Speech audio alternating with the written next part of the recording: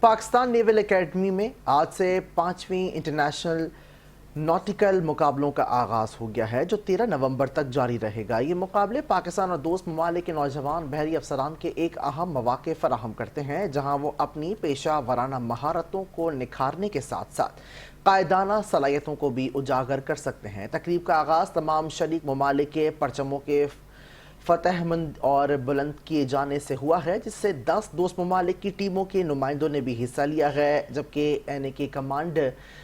کوموڈور ضیاء الرحمان نے اپنے خصوصی پیغام میں کہا یہ مقابلے نوجوان کیڈٹس کو جہاز رانی مہارتوں میں کمال حاصل کرنے کا موقع دیتے ہیں اور نظم و ضبط، برداشت اور ٹیم ورک جیسی بحری قیادت کی بنیادی خصوصیات کو فروغ ملتا ہے۔ مزید کہا کہ یہ ایونٹ شریک ٹیموں کو ایک دوسرے کے تجربات سے فائدہ اٹھانے کا موقع فراہم کرتا ہے، جبکہ مقابلوں میں شرکت کرنے والی ٹیمیں مختلف بحری چیلنجز کا سامنا کریں گی جو ان کی مجموعی صلاحیتوں کا امتحان لیں گی۔ تقریب کے اختتام پر کمانڈنٹ کوموڈور ضیاء الرحمان تمام مہمانوں، شریک ٹیموں کے سربراہوں اور دیگر اعزازی مہمانوں سے مصافحہ کریں گے۔ انہوں نے شرکاء کو پیشہ ورانہ اور سماجی طور پر فائدہ مند تجربہ دینے کی خواہش کا بھی اظہار کیا۔